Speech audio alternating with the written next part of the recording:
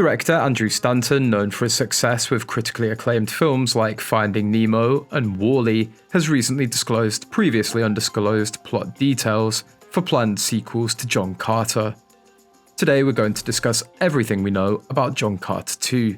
The movie, based on a highly influential science fiction story, was released a decade ago, and despite Stanton's direction, turned out to be a box office failure for Disney.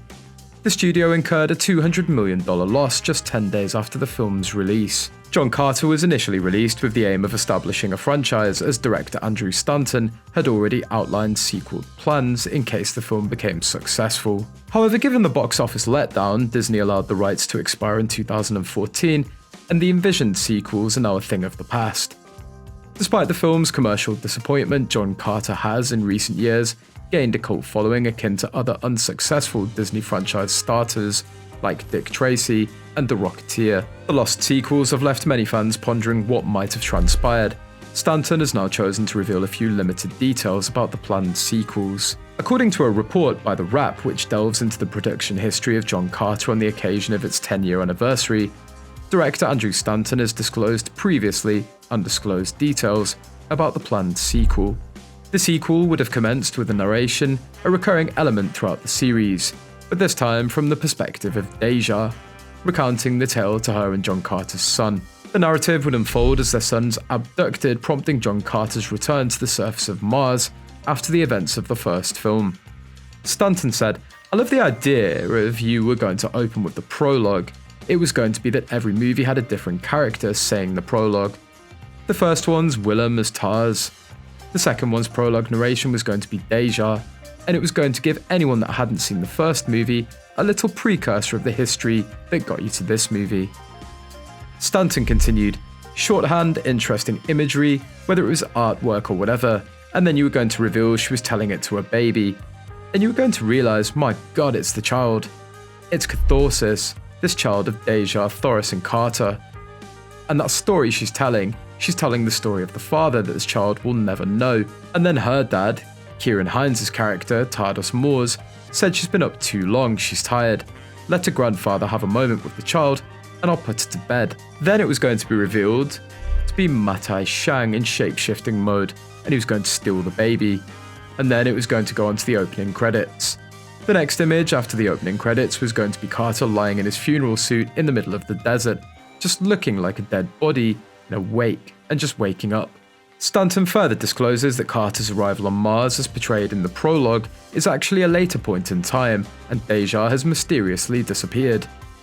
He draws a parallel between the film's plot and Beneath the Planet of the Apes, illustrating how Therns exert control over the entire planet. The initial description aligns with the narrative in the second novel of Edgar Rice Burroughs' series, The Gods of Mars. Stanton had previously revealed the titles of the planned sequels as Gods of Mars for the second film and Warlord of Mars for the third film. However, this marks the first time the writer and director have shared significant details about the content of the sequel films. The release of John Carter in 2012 marked a significant transformation for the Walt Disney Corporation. Prior to that, the studio was eager to establish a franchise aimed at young men, approving high-profile disappointments like Tron Legacy, Prince of Persia, and The Lone Ranger the following year. However, just 2 months after the release of John Carter, Disney launched The Avengers, which emerged as the highest-grossing film of 2012, and solidified the Marvel Cinematic Universe as Disney's latest successful franchise. In October 2012, Disney acquired Lucasfilm and greenlit a series of new Star Wars movies, rendering the John Carter series unnecessary for the company. With the MCU and Star Wars in their portfolio, Disney possessed the two most significant franchises, appealing not only to young boys, but to audiences worldwide, propelling them to box office dominance. John Carter became one film caught in a substantial industry shift. It's been just a decade since the release of John Carter, but the film feels like a relic from a different era, which it somewhat is.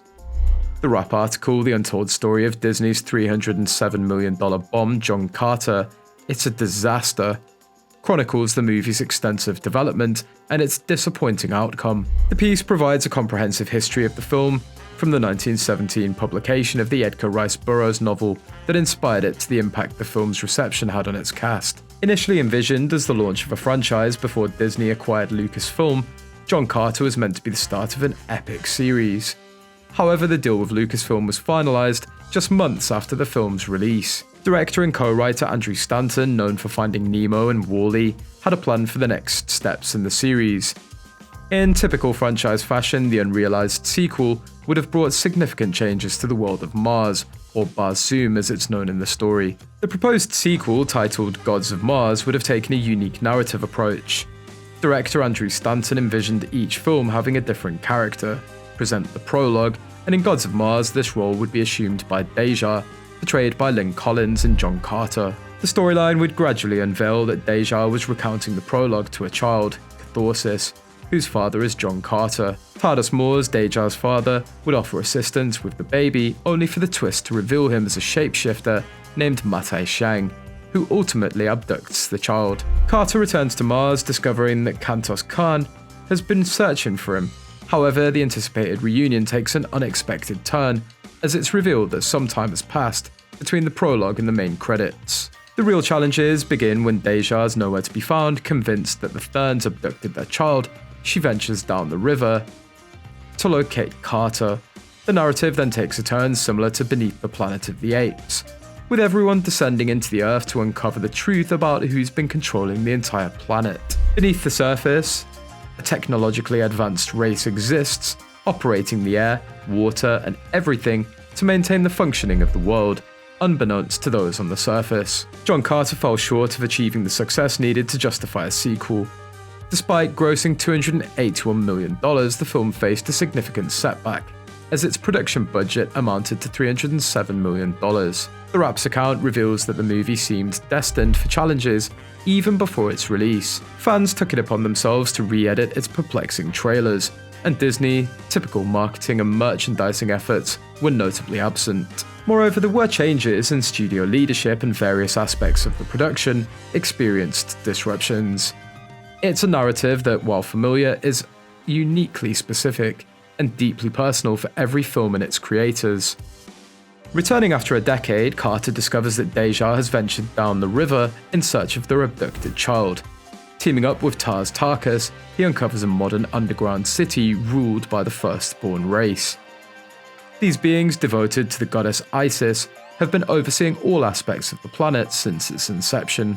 Recognizing that Matai, in the guise of goddess Isis, is manipulating everything, Carter aims to expose him to the firstborns and rescue his son.